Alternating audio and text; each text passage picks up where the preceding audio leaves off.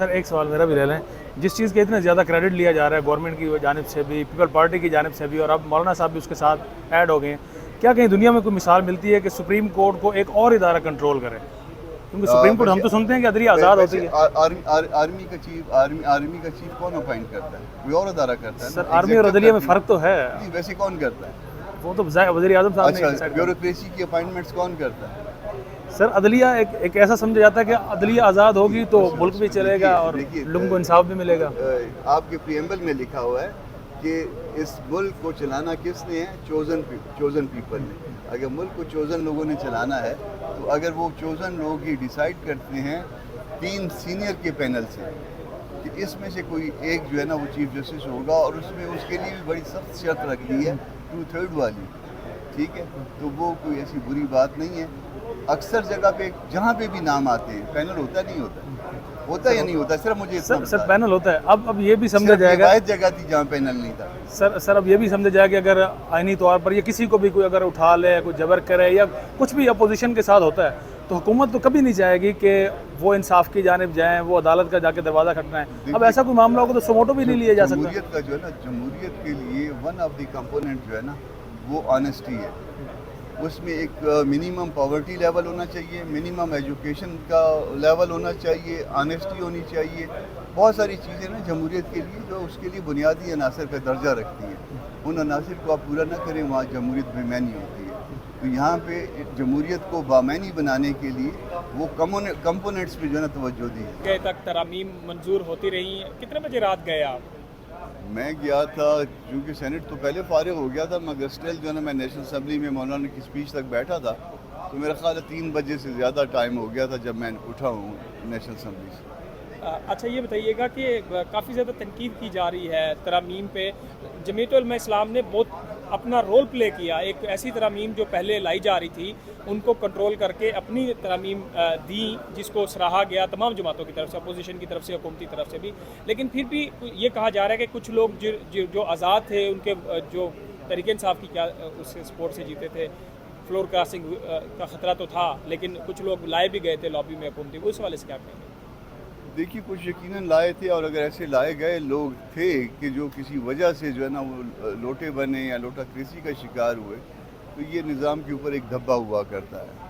اب دیکھیے کہ ہم نے ایز اے جماعت جو ہے نا پورا کردار ادا کیا ہے. کوئی اس حوالے سے یہ نہیں کہہ سکتا, ہماری بات سے اختلاف تو کر سکتا ہے, مگر یہ نہیں کہہ سکتا کہ ہمارے لوگوں نے کوئی خدا نخواستہ کوئی ایسا گھپلا کیا. تو یہ مذہبی جماعتوں کا کردار جو ہے نا لوگوں کے سامنے آیا ہے, اور بہت کھل کے سامنے آیا ہے. اور باقی جماعتوں کے حوالے سے جو ایلیگیشن ہیں وہ بھی آپ کے سامنے آ گئے ہیں. دوسروں کے بارے میں اب مزید ہم کچھ نہیں کہتے کیونکہ ہمارے پاس کوئی ایویڈنس نہیں ہے اس کے لیے, مگر اسٹل جو ہے نا اس بات کا ہم کریڈٹ لیتے ہیں کہ جمعیت نے اپنے منشور کو آگے بڑھایا ہے. ہم اس بات کا کریڈٹ لیتے ہیں کہ جو گریوٹی تھی اس مسودے کی, جو اوریجنل مسودے کی, وہ ہم نے کم کی ہے. اس کی تلخی جو ہے نا وہ اب ویسی نہیں رہی. بہت سی چیزیں پارلیمانی سیاست میں جو ہے نا اس کو آپ کو کمپرومائز کرنا پڑتا ہے, کچھ لینا پڑتا ہے, کچھ دینا پڑتا ہے.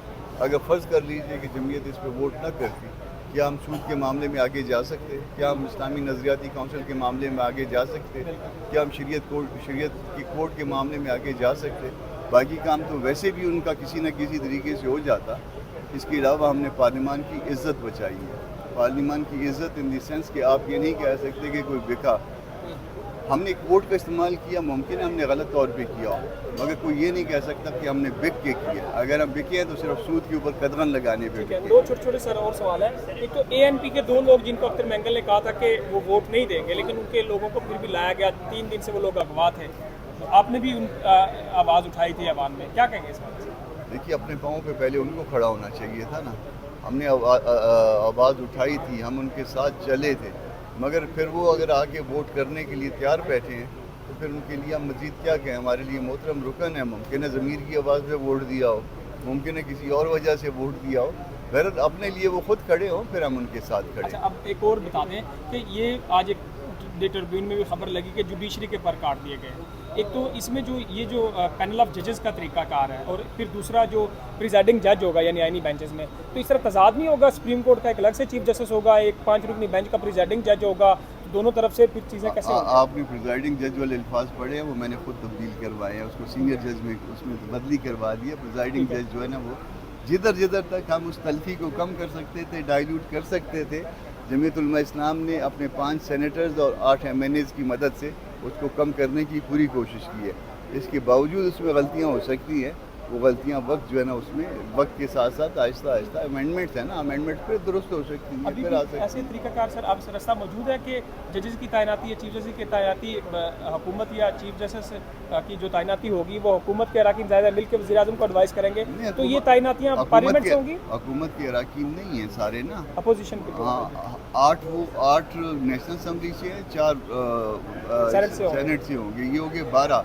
और दूसरी जमातें भी तो है ना, तो दूसरी जमातें हैं, हुकूमत को आप जितना भी मार्जिन दें वो 2/3 पूरा नहीं करता।